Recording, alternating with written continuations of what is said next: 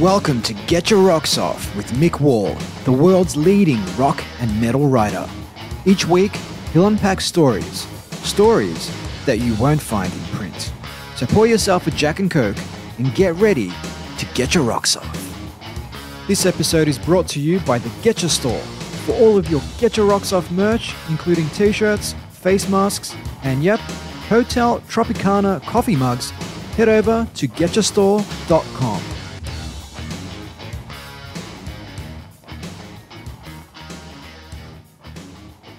Hello and welcome to another scintillating edition of Getting Your Rocks On. Is that it? Get your rocks something on? Like that. Something like that. He's John. I am, of course, me. Mick Wall. And, sorry, when you say Mick, you have to say the Mick Wall, as opposed to all the other Mick Walls. That's right. Do you know Nick Wall. There was a Mick Wall. Do you know there is another Mick Wall? Of course there is. It's not like it, it's not like you're called I don't know, Rumpelstiltskin. No, a writer. Yeah. Who sometimes I get mistaken for. I say sometimes. I think it's happened twice in 40 years. Yeah. He's what I call a proper writer. He writes comedy for the BBC. Yeah, does he? He does. And about... Mrs. Brown's Boys, probably. And this is about 15 years ago. They were taking Bottom out on tour, which was Rick Mayall and Ade Edmondson, formerly of the Young Ones. Yeah. And I got a phone call saying, do you want to write the tour programme? I was like, yeah, thinking they must remember me. They must mean me. Well, I didn't know there was another Mick Wall. They must love all my Iron Maiden stuff. I did not know. But had you done the bad news thing by then? Yes, we knew each other. Yeah, well, there you go. That's why you'd think that, yeah. Exactly.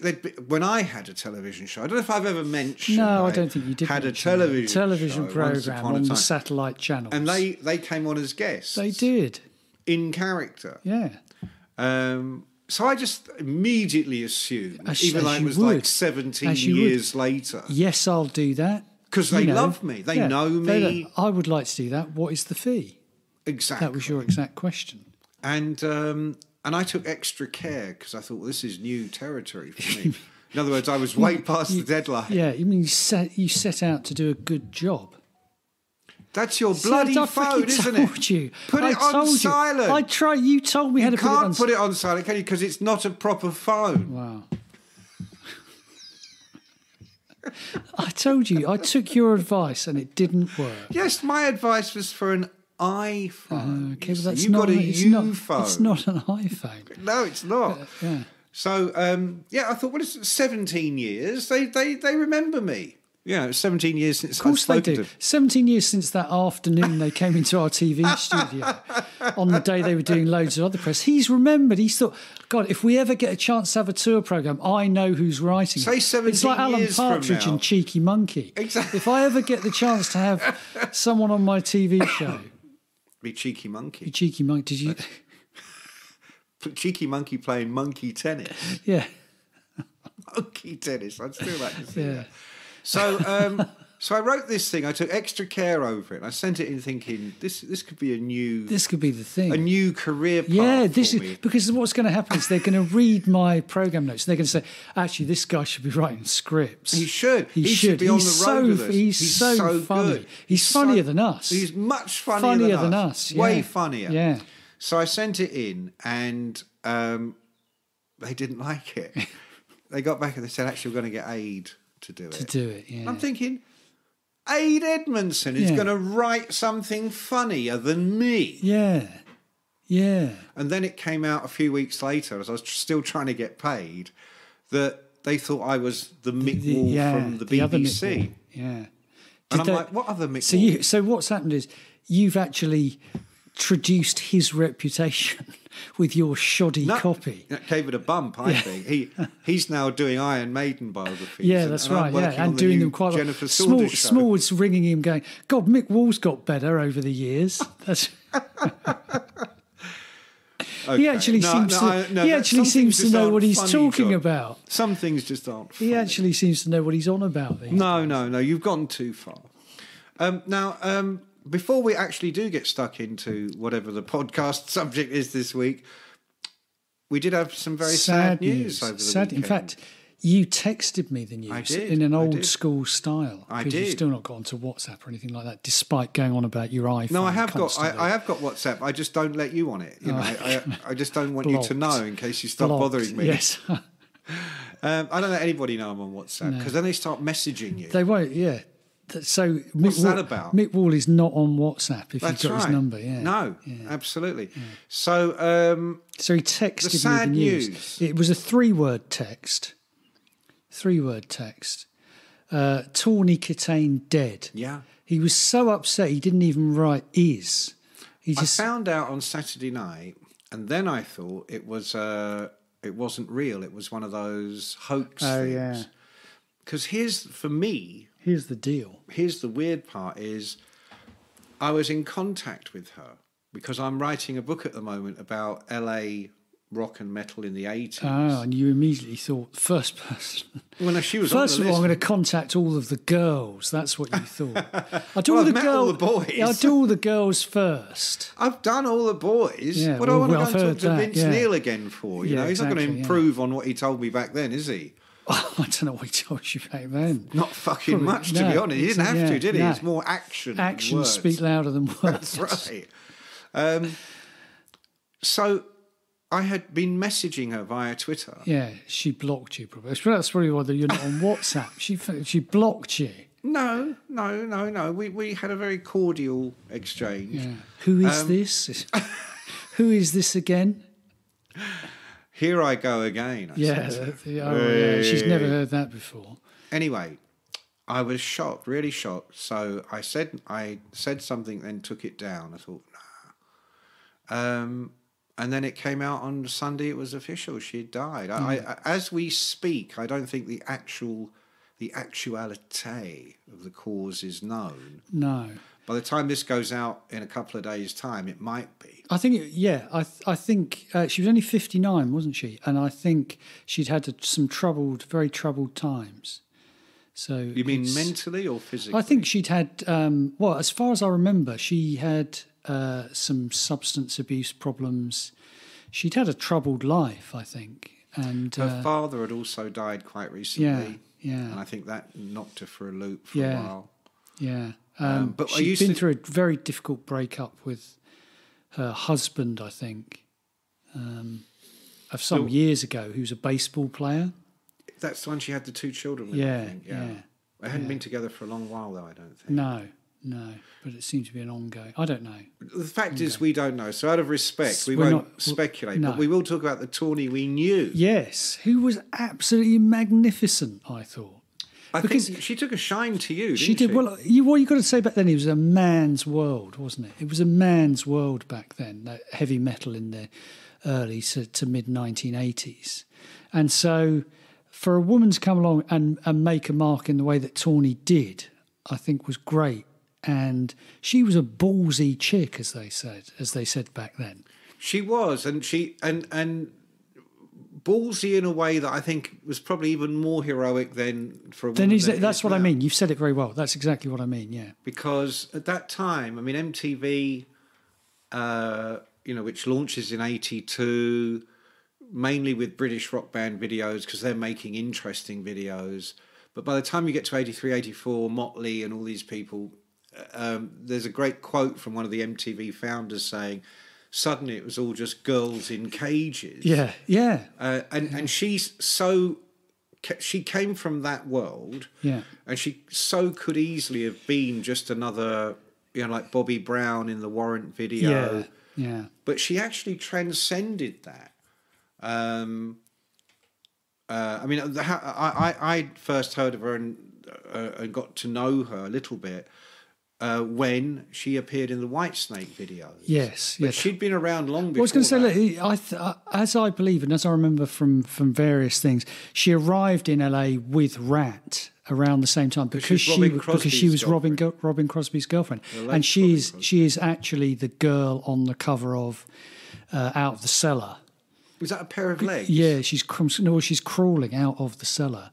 Yeah. Yeah, as you would do. I thought Robin it was Crosby. her legs on the cover of Invasion of Your Privacy. Oh, maybe it is. Maybe, I think you're right about Out of the Cellar. Maybe she was on both. Maybe she's on both. Yeah. Well, I mean, the thing is, you got back then it was a small world, and it, not a lot of money, and Ratt are looking around, and one of the band's girlfriends is incredibly beautiful, and they need to shoot an album cover. It's not a huge leap, is it? No, not at all. Not a huge leap. So she was known for that, and I think her and Robin broke up. But I think she, from what I remember, she always held a bit of a candle for him.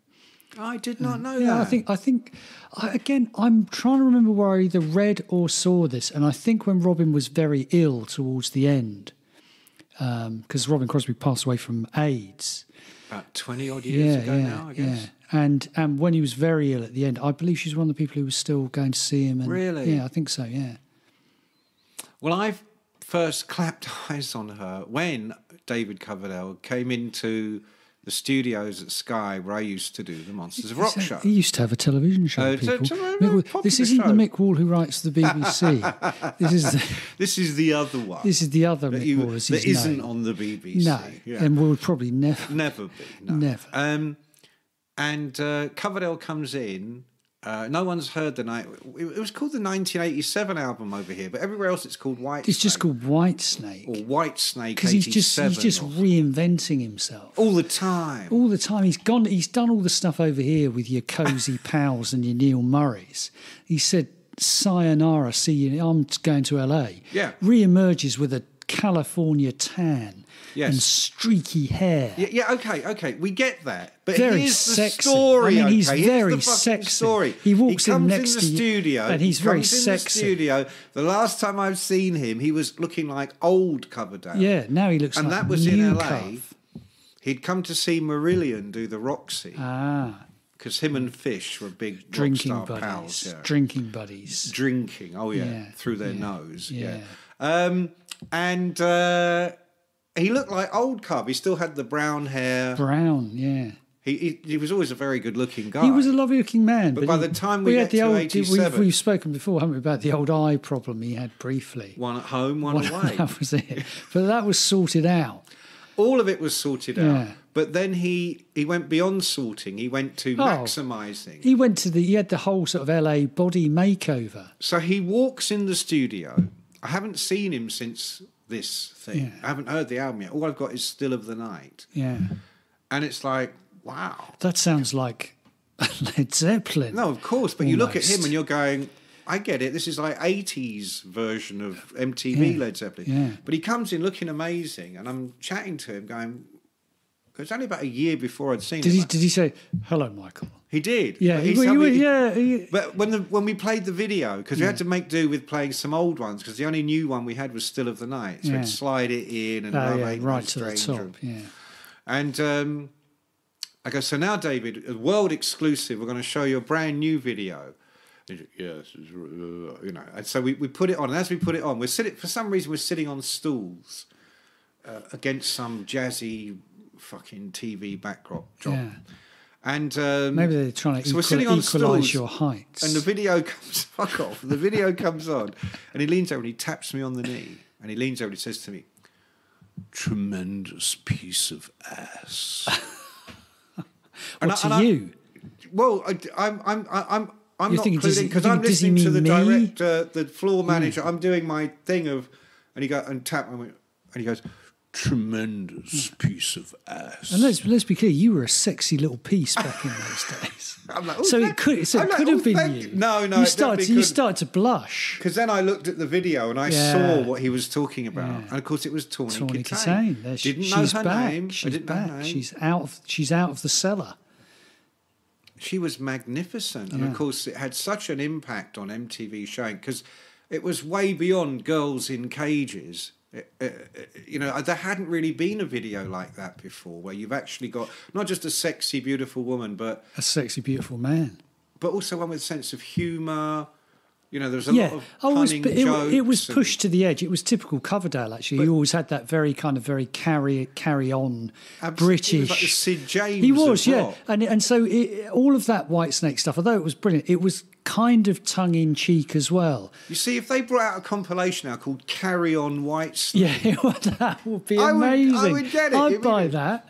I'd buy that because when he does the later video, he does "Here I Go Again," and she's vaulting over the. Is this love? It was called. She was in all. Is this love? Here I go again. I'm feeling. But She when was either in, and she starts tumbling over the car bonnet and all of that. So and you thought Coverdale was just seeing how far he can go with this thing.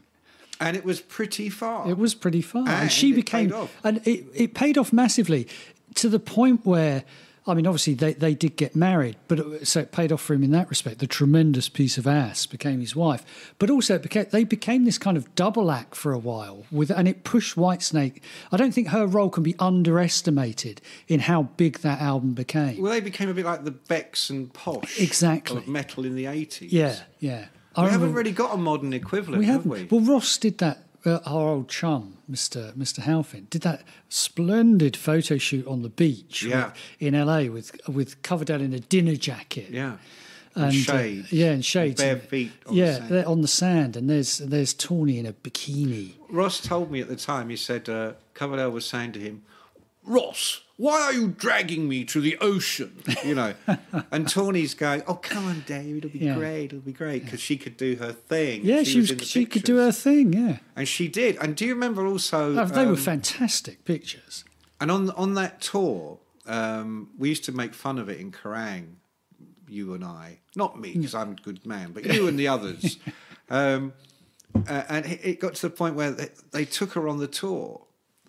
And he would do the opening couple of numbers, and then suddenly he'd go, she's here.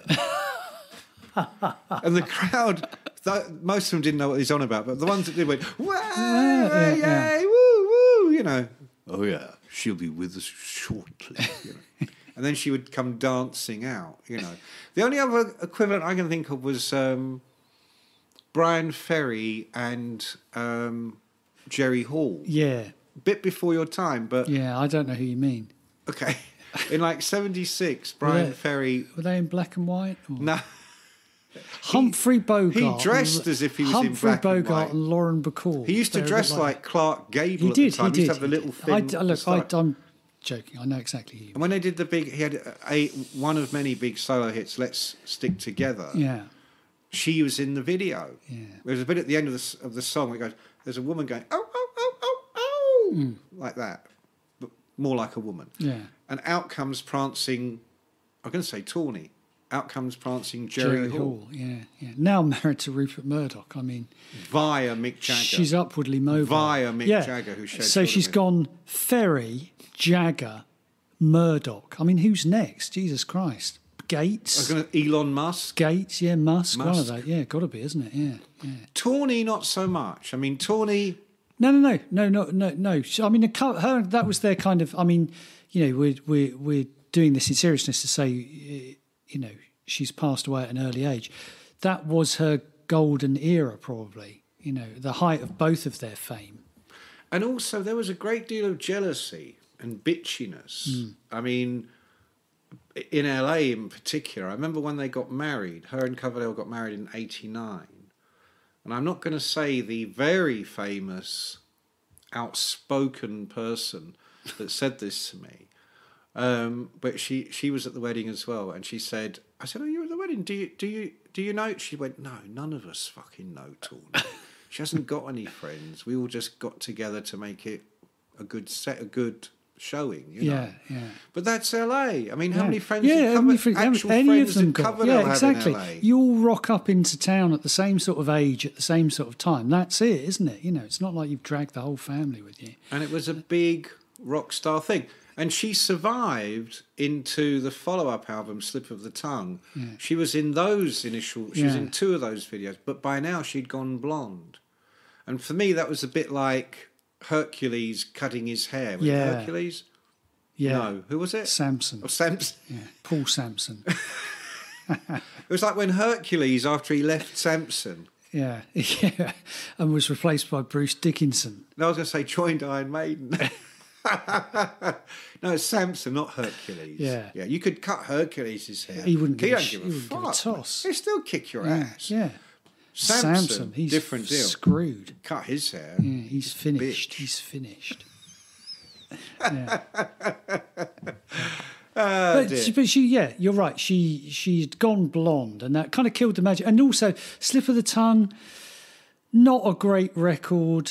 You know, it was the Coverdale had done his usual thing where he'd fallen out with everyone who'd been on. Well, he'd already sacked them before. He'd already sacked Sykes before it started, He'd didn't he? sacked all of them. Yeah. It's Neil Murray on bass. That's right, yeah. Ainsley Dunbar on drums. Yeah.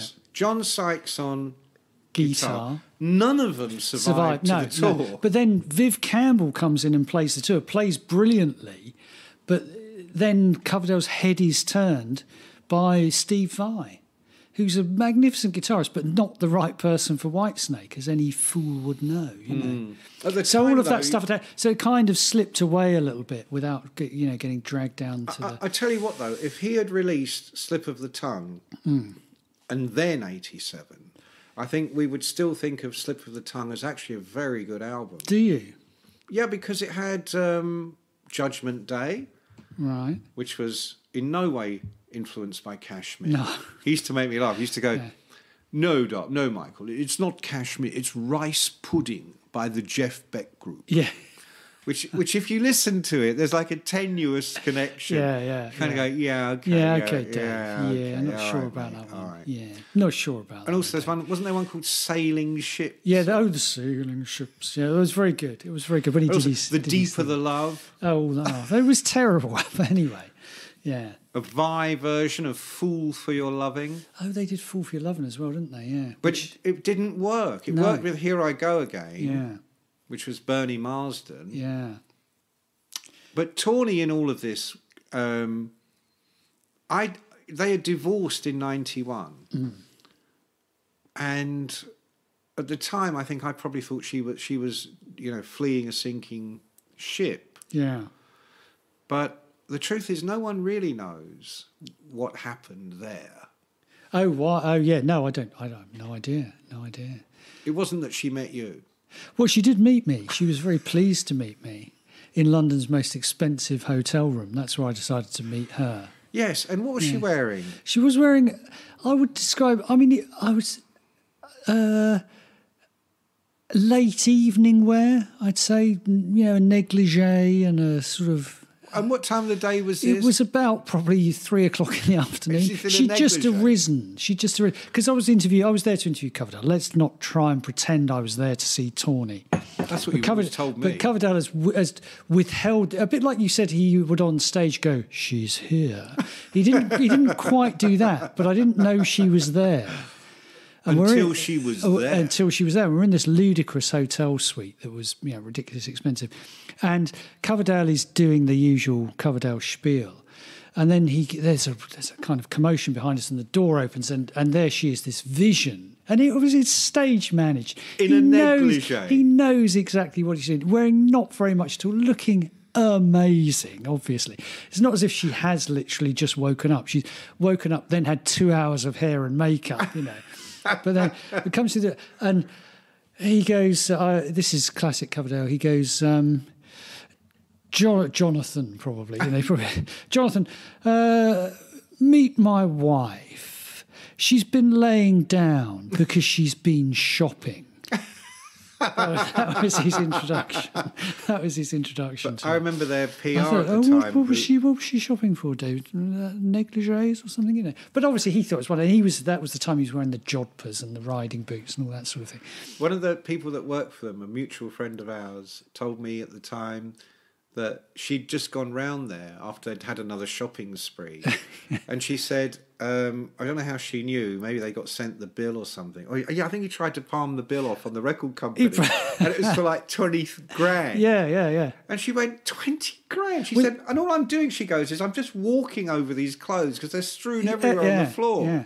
Well, I think it was probably how old Cov persuaded her to go on a press junket to London. It's like, what else are you going to entice her with? I'm going to be doing interviews all day.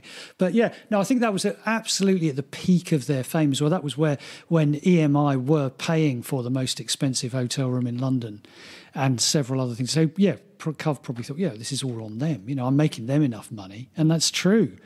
God knows how much he made them with that album. And of course, after that, I didn't follow her career at all closely. I mean, I think there was a sort of it's a bit like with the pandemic now. I can't remember what happened before. No, no. I think she did several reality TV things. Yeah. She did that, the one, where they go into therapy with Dr. Bob or whatever he's called, I'm nodding because there's got to be there's got to be at least 10 shows. They're all like that, and they all tell them really obvious things. Phil. Oh yeah, Dr. Phil, that's it. Where they should go, well, I get fucked up on drugs and drinking. Have you ever thought about not taking drugs? Have you ever thought, Dr. Phil, about growing a pair? Yeah. That's how. So, but you get a check, don't you? You make a check for that sort of thing. The last time I spoke to David, and I mentioned Tawny, which I was warned not to do, so of course I did it. It was over the phone. Hung up. Oh, brave, No, this is 10 years ago or something, and it was one of those features where you have to ask them about famous people, adventures they had with various different famous people. So I asked about Tawny, and he said, look, I really don't want to talk about it. And I said, is it because it's too painful? And he said, only when I have to write the check every month. Yeah. Because that's the painful part. But I tell you what, if anybody could argue, she got a cut. She being instrumental in his success.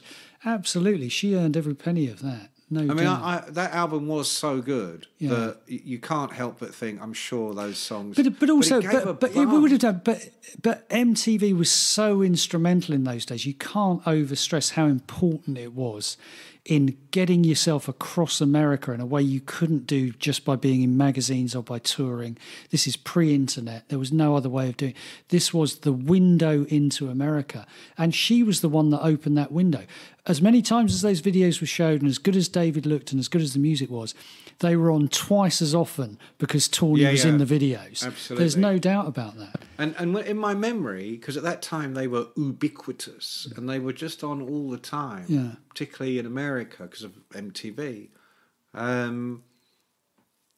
saw those videos a million times. But when I sit here right now and try and remember the videos, my main memory is Tawny. Yeah. Mainly the one of her doing the splits on the car. Yeah, I don't know why you'd remember that bit. You don't remember the bits of John Sykes' guitar solos? No. You don't remember those bits? There weren't any musicians in there. Oh, no, they did. They had the live band. I think they did. Adrian Vandenberg with the fucking violin bow. Yeah, but his amp's not plugged in. No. In fact, I tell you what, they were the only two authentic ones in those videos, David and Tawny. Yeah, actually, the only two were contributing at that time. The others didn't play on the records. Hadn't even played live yet. Yeah. And yet he's got a bow out. Yeah. I watched that with Jimmy Page. And Jimmy said... He laughed his head off. He goes, I've seen this one before. He goes, I nearly fell off my chair when I saw him pull out the violin bow. Yeah. Oh. I mean, shameless. Completely shameless, yeah. And then best of all, Cov then joins Pagey's band and they form Coverdale Page. Oh, it's an interesting... Joined Pagey's band. Well, they joined together, didn't they? Well, but again, that shows you how famous Coverdale was at that point. Yeah. He was so famous that he could hook up with Jimmy Page on an equal billing. Yeah. That's famous. In fact, Coverdale, again, he's fabulous for quotes, David Coverdale, and I remember he said at the time, I read an interview, and he said the first time him and Jimmy took a walk together in New York, we stopped traffic. Yeah. Jimmy stopped traffic. David held a cab. Thinking, that's Jimmy Page. Of course he stopped traffic. Yeah. Well, at the time Cov would have done as well. By the time I went to the Marquee with Jimmy Page, he was my +1, and it was packed. I told you, as we were walking through, people are partying, and you could literally, Jimmy Page, it's Jimmy Page. Yeah. Jimmy Page ain't a bloke. Because it was, if you were the sort of, I suppose, my sort of era of rock fan, I'd been around, probably wasn't that aware of the end of Led Zeppelin, because they finished in, 79, was it? Something like 1980. 80. Not hugely aware of it. And then Page, for 5 or 6 years, essentially disappeared. Yeah, recluse. So when he came back, all of a sudden it was like, wow, here's this legendary figure. He's just like, all of a sudden we're seeing him walking around again. I remember you getting the first interview with him. And it was just a huge... You went to his house or something, didn't you? It was beyond. I got a phone call in the Kerrang office one day, and it was another mutual friend of ours from a record company, and she said to me, "Does the name Jimmy Page mean anything to you?" And I hung up. Yeah. Because we were always winding each other up. Do you remember? I thought it was just... that's what Mick Wall used to do. If he didn't like the tone of your phone call... Yeah. No. I remember once literally going under the desk and ringing Crusher. I forget who he told him it was. I can't It would have probably been someone like Sebastian Bach, because he loved him. Yeah. Or, someone like him, or someone he would puff up about. But Jimmy Page was so, in those days, like you say, such a recluse that he was regarded as clearly you would never... he would never ring you, or that just wouldn't. No. If you said, "Oh, it's Bruce from Iron Maiden," you go, "Well, that's weird," but it wouldn't be impossible. Yeah. To the point where I remember, and I know you were there because I remember you made me laugh. We went to Donington and we were staying at a hotel, and you went, "Right, better get the kit on," and you went off to your hotel room and got changed into your kit. And I'm thinking, I can't tell the difference. Where's his kit? So I thought you were going to come down as... Tonight, Matthew, I'm going to be David Coverdale, So you said that, and I was laughing. And Crusher, of course, was in the bar. And I was up in my room, and for a joke, I rang down to the bar. And I said, could you... I want to speak to Mr. Magus Page. Could you put out an announcement? Because we used to call Jimmy the Magus. Yeah. And suddenly, I can hear the woman going... "Is there a Mr. Magus Page? Magus Page? Magus Page?" I could hear a bit of tittering, and next thing, Crusher actually comes to the phone. He goes, "Hello." I went, "Is that Mr. Magus Page?" He went, "Fuck off." And hung up. So all these sorts of gags went on all the time. Yeah. There was a guy called Mike Nichols who worked on Record Mirror, who were on the floor above us. Yeah. And everybody hated him because he was such a twat. In the end, a fairly decent man, actually, but he was obsessed with Kate Bush. So one day they can't ordered... blame him for that. They ordered a mini... Yeah, but obsessed. He ordered a mini cab to turn up at the office for Mike Nichols to take him to Kate Bush's house. And it just took him to EMI. And when he got there, they're like... He thought he was going to EMI to meet Kate Bush, and... He was all excited. Yeah, he had to pay for the cab and everything. And then he came back and goes, who would have done that to me? And it was like that Agatha Christie where they were all responsible. Everyone, Mike, we hate you. Oh, dear. So does the name Jimmy... Hang up. You don't get me like that. No way. Yes, I ended up going to his house and I ended up doing what was called an EPK, an electronic press kit. That dates you, doesn't it? An EPK. Yeah, because he didn't want to talk to anybody. Because we'd have looked at that and gone, electronic, man. I wonder what... It's not just like a typed-out press release. Well, we were still using typewriters. Yeah, I know. Look, you're telling me things I know. That's why I'm saying it. So the idea was he would do one interview for the press, which was with me, and they even transcribed it. Easy. Did he want the bloke from the BBC as well? No. He very much... clearly said it. Mick Wall, not the good one from the BBC, the one who does the Iron Maiden reviews. That's the one I want. Yeah, that guy. He was quite firm about that. He was. Yeah, he said, if this album is successful, though, let's get the good one from the BBC next time. I'll try and build myself up to the... Even though I'm Jimmy Page, you know. Yeah, but you ain't Aid Edmondson. Yeah, exactly. Let's get real. Yeah, let's... Yeah. So, I don't know, how do we even get into this story? Keep going. I want to hear the story now, the EPK. So the idea is he does one interview for the press with me, and he gets transcribed, and he gets sent out to all the newspapers. Us minions. And we get to type up your golden words. Jimmy Page told Mick Wall, In fact, that is exactly what happened, and it was it was a two-parter on the cover of Kerrang. I only ever did at least 2 parts, sometimes 3. Sometimes they're Rock in Rio, sometimes 6 or whatever. They still haven't run the last part of Rock in Rio. It's coming. Yeah. It's coming. Yeah. And also something for radio. So we did another interview purely for radio. They could send to radio stations. And then we did another one on camera they could send to TV stations. And so I got to Were know you him. on camera or just him? Oh, him. Oh, yeah. Because the idea is you put your own man in there. Well, that's what I thought. Yeah, Yeah. You were just like one of those silhouettes on Benny Hill show or something. Yeah, but with a, when they alter your voice. Yeah, yeah, that's right. Yeah, yeah, like one of those in Robert Florence would like your new material. That's what it was like.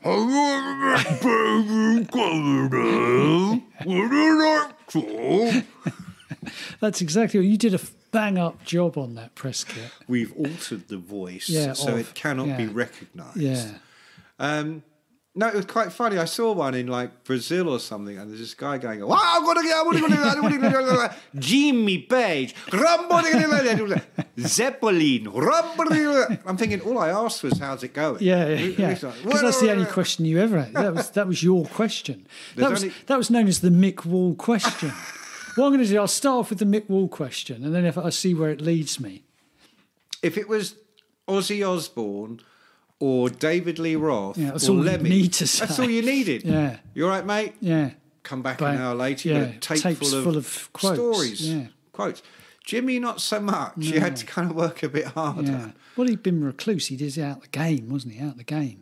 And a recluse, did Led Zeppelin Magus. did Led Zeppelin do interviews when they were around? I don't really know. No. God, no. Well, they did some. Yeah. But Chris I mean, Welch. few and far They used to between. like Welchy. At very early days, Yeah. they would talk to Chris Welch on Melody Maker. Yeah. But very quickly, the press hated them. So it Why was would they do it? Yeah. It was that wonderful thing that Metallica, who we're going to mention in a minute, I think, get there eventually. Metallica were very clever at this, but Led Zeppelin started it. So the press hated Zeppelin, didn't want to write about them, and if they did, they would slag them off, particularly Rolling Stone, Enemy, all the so-called heavy hitters. So they kind of flipped it and said, no, we don't talk to the press. We don't do press. Yeah, that's because the press don't want to do it. Press don't do Zeppelin. Yeah. But it worked fantastically. Yeah. You know. But Pagey, by the time you're talking to him, is probably a bit out of practice, you know. He's not like Roth, who's, does 10 minutes when the fridge light comes on. Bless him. He sounded to me in those days, he sounded like he'd just been reading an issue of Melody Maker from 1972. Yeah. Because I really like that song on your album. See, here's a question. Do you think... No, interrupt me, by all means. But do you think Page was and is just completely trapped by his past? Yes. Yeah, he is, isn't he? That was what made it difficult. That's why Coverdale Page was sort of like a vaudeville act, because you got this impression that Page, it was never going to mean to him what Zeppelin meant, and it was never going to be regarded as good, because Coverdale's out there like the old, lovey he is, giving it loads, isn't he? And doing all these howls and that sort of thing. I think Coverdale was like a pig in shit. He was fulfilling his Led Zeppelin fantasies. Yeah. Robert won't do Jimmy, it anymore. get the bow out, Jimmy. James. Yeah, James, get the bow. Yeah. Now is the time for the bow. James, two bows. Yeah. I think Coverdale was just delighted. And I think Page was pretty delighted as well. But the one that buggered it was Robert. Because Robert went, fuck this. I think it was the perfect choice to wind Robert up. To get David Coverdale in to replace him. Yeah. Or do the job that he was unwilling to do. Did they do Zeppelin material? Shit, yeah. They started out by going, we are not Led Zeppelin. They did the Unplugged. That was the Unleaded. That was the starting point, and they did do Led Zeppelin songs in that, but it was with those Egyptian musicians and it's Kashmir, little snake charmer in the background. Exactly, that's what it always needed. A whole lot of love, a whole lot of love, like that. It was brilliant. And then they should do more of that. Other people should do that. But then the second tour, they got rid of all that. Yeah. And they just went out and did Led Zeppelin, except without Jonesy. Yeah, right. But we seem to have strayed somewhat, John. We wanted to do a quick tribute to Tawny Kitaen. But that would turn into a bigger tribute. But that's what rock music's like, isn't it? One thing leads to another. You get these little shock waves moving outwards. Had Tawny never met Dave, would Dave have ever been with Pagey? You just don't know. Do you think they missed a trick, Coverdale Page, by But not getting having... Tawny. Yeah, I'd have been more likely to go and see them had they had Tawny with them. Well, those videos were pretty awful. I mean, they looked like they had $1 million spent on them. Yeah. But they looked exactly like the kind of... This is in like 94, 93, 94, 93, I think. And to me... So all of us, we've gone full grunge by now. You're walking around in your check shirt and you're ringing up Kurt Cobain. That's what you were doing. No. I've got it wrong. I've got it. Scott Weiland. He was your mate. He was my mate. Wasn't he? He was my dear friend. Yeah. He was my dear friend. But how the fuck... We're kind of rambling here. Yeah. Ramble on. Ramble on. Is that how that one went? Yeah. Ramble. Sing your song. Whatever it was. The Egyptian version. Ramble on. Volleyball. And they'd have got one of those amazing... throat singers to come out and do Ramble on. Plant is just standing there in his robes. He's in his robes doing his dancing. He's being transported by the music and the vibe. Yeah, he's going back centuries. He's doing what he wants. That's what he wants to do. And Pagey's slumped over his guitar. Yeah, he does. Thinking, is this where am I? What am I doing? Is this Philadelphia 76? I did that thing with Mick Wall, and now I'm sitting here. And not even the Mick Wall no, from the BBC. Not the BBC bloke. The Iron Maiden guy. Yeah. Why did they land me with him? Fucking Iron Maiden guy. My solo album would have done so much better if it hadn't been Mick Wall involved. Yeah, if it hadn't been a load of dribbling rubbish. Now, you might say that, John.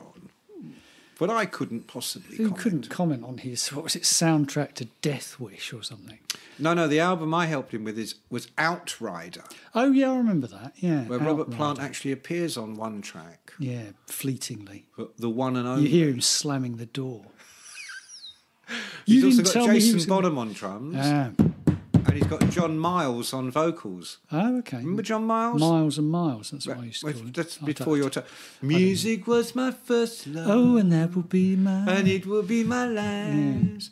Until Jimmy Page comes along in about 15 years and saves my ass. See, this is why the record company chose Coverdale, because Jimmy Page's choice was some guy who'd had a hit 15 years ago. He also had Chris Farlow on the album. See, exactly all these fucking people he thought he used to play sessions with. It's Cheeky Monkey again. It's like, I'm going to give a break to this guy I knew. If I ever get famous, first time I heard Outrider was sitting next to Jimmy in his studio while they play it to me. Yeah. I didn't even know why I was there. I used to hate doing that. If you ever had to sit there with the band, listen to their album. But I didn't know. I didn't know. That makes it even worse. You can't prepare yourself. They said, Jimmy wants to meet you. That was it. So I'm like slamming down the phone, going, don't be ridiculous. Fuck off, fuck off.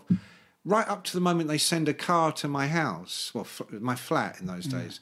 And I literally thought... You thought Mike Nichols. You thought, I did. Shall I get in or not? I tried to think of any terrible thing I'd ever written about Led Zeppelin, and I couldn't think of anything, but that doesn't mean there wasn't. No.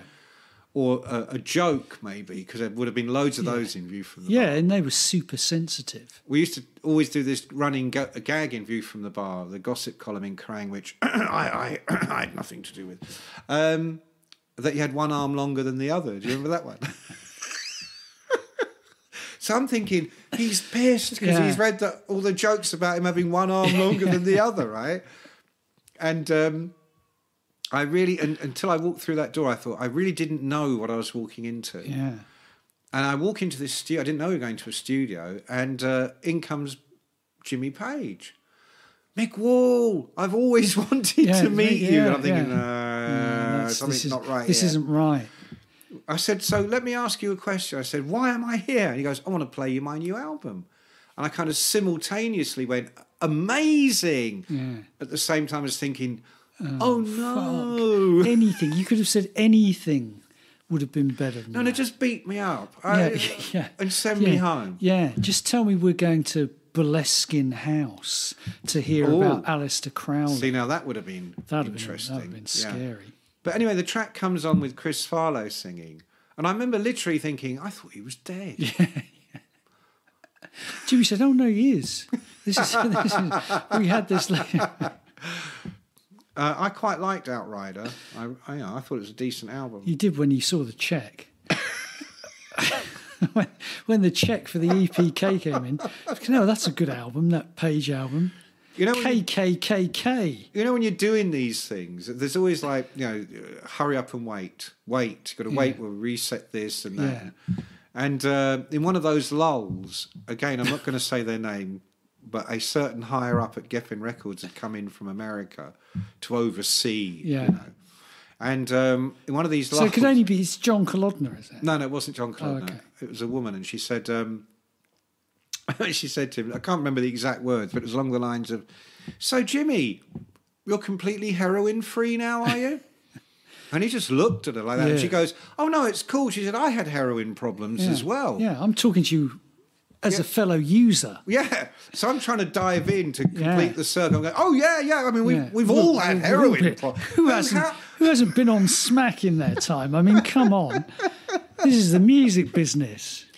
And he's looking at us like, "You pair of fucking wankers." I'm not talking about that. Yeah, you pair of fucking junkies. Because that's that Elvis thing of like, when you're rich enough, you never think you're a junkie. No, because you never run out. Yeah, and you're never out in the streets scrabbling around. To this day, I don't think Jimmy Page realises you get withdrawal symptoms because he never ran out, did he? Yeah.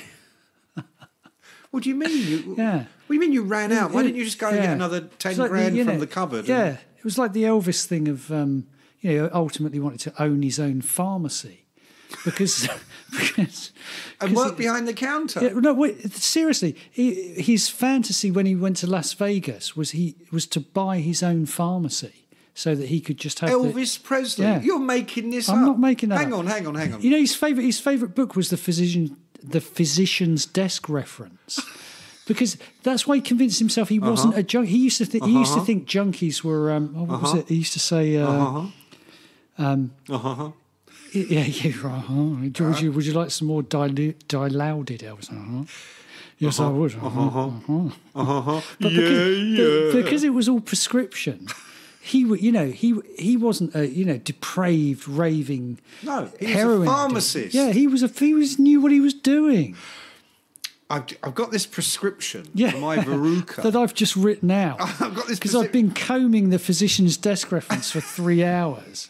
No, that's him. I'm saying, you've got your prescription for your verruca. I can't go swimming, so I've got to get my verruca ointment. You go to the pharmacy, there's Elvis the king in the white coat. Yeah, dispensing. You go, "Excuse me, Dr. Presley. Could you fill this? Yeah, you're going to need some. You're going to need some dilaudid with that." Yeah, and do you know, he also his other obsession was law enforcement, and he would stop people for speeding on Elvis Presley Boulevard. They'd get pulled over by someone in a uniform. It was fucking Elvis. What we're saying is, pharmacist by day, cop by night. Yeah.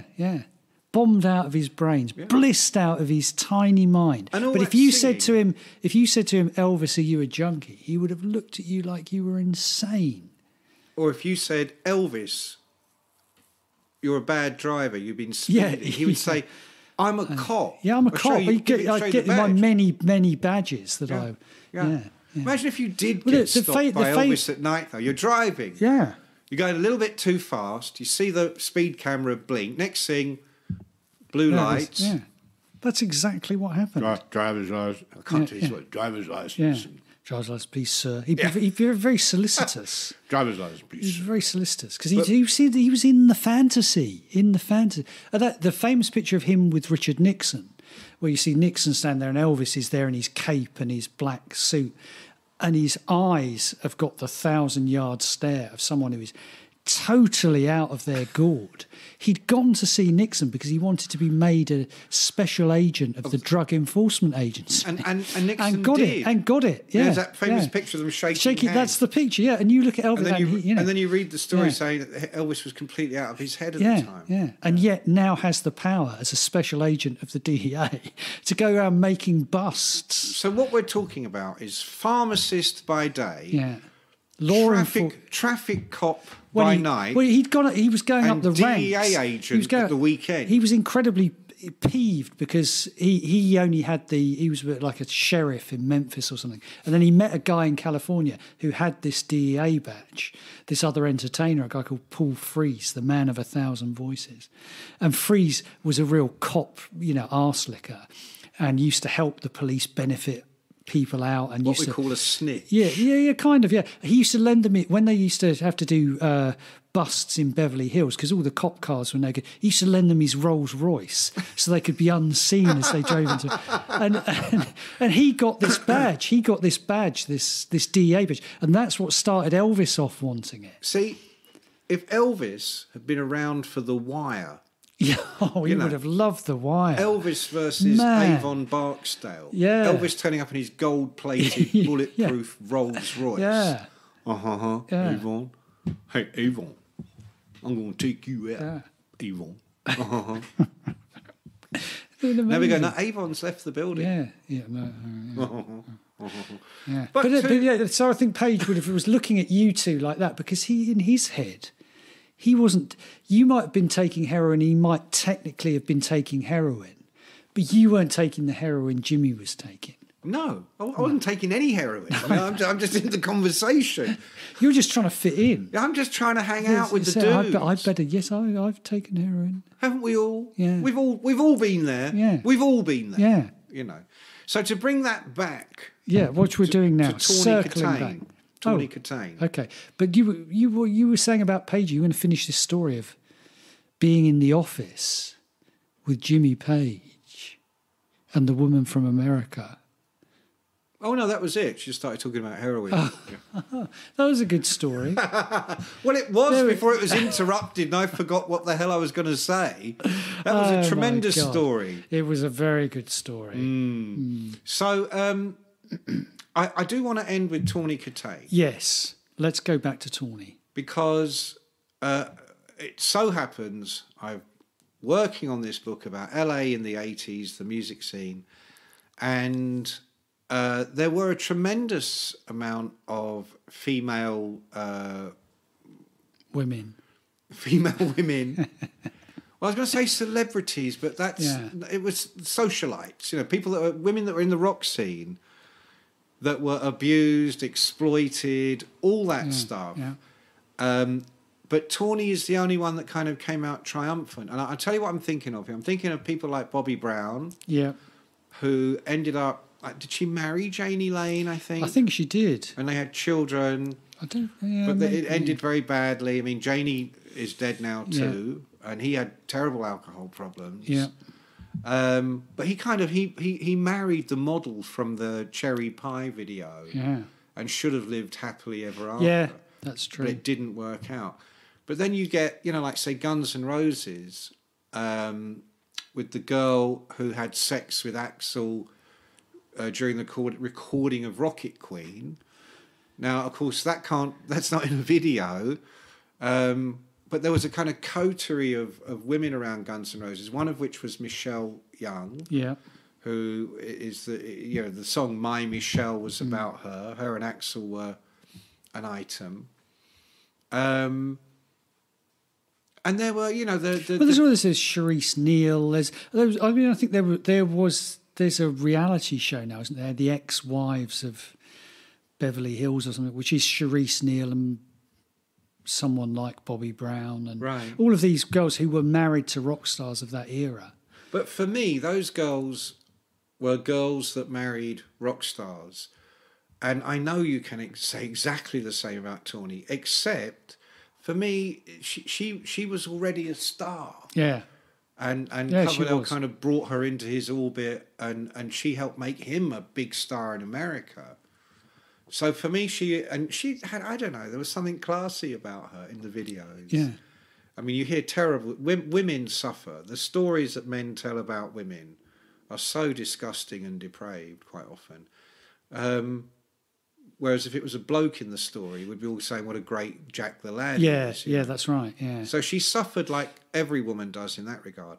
But at the same time, I mean, I think she was probably the perceived as one of the strongest women, if you like, in the rock scene, until you get to Courtney Love. Yeah, which comes along quite soon. Quite afterwards, soon I after. suppose, And yeah. obviously Courtney has more of a grasp on contemporary mores, let's just say the 90s. But I think Tawny was, in her own way, just as ballsy, just as out there. Yeah, absolutely. I agree. Well said. Except better looking, more beautiful. Not just sexy, but beautiful. And not just, looks nice as a young woman, young chick, young girl. No, just beautiful woman. Just a beautiful woman. And if you think of Axel putting, here we go, Stephanie Seymour. In his November Rain and other videos, he didn't have the same impact. No, that's true. It didn't. You're right. Could have been. Right. No offence to Stephanie, another beautiful woman, but it could have been any chick in that wedding dress, couldn't it? Yeah, it could. Maybe it was because, Axel had to do his little starring role, Who knows? Which was hilarious. It was hilarious, but he wasn't exactly Coverdale in Here I Go Again. Exactly, that's the thing, that's why you remember that video. But I just remember this very tall bride in a wedding dress, and next to her, a demented kind of a hobbit figure. Going nuts in elasticated tracky bottoms. Yeah, that's right. From Sports That Direct. we now know he got from Sports Direct. Yeah. Tawny wasn't any of those things. No, she wasn't. And she wouldn't have put terrific. Up with any of that shit either. No. Correct. But we don't know why she died. We just know she died young. Yeah. It is young, 59. It's no age, so it's very sad. We're very sorry to hear it, Tawny. Yeah, really, really sorry to hear that. And our condolences and best wishes go out to all her friends and family. She was a true one-off She was. icon. An original. We'll leave it there. If you enjoyed this episode, be sure to leave us a review, share it with a friend, or plain old subscribe wherever you listen to it. To get you some conversation online, follow us on Twitter at GetchaPod. Until next time. This has been a No Filter Media production. Say what you want.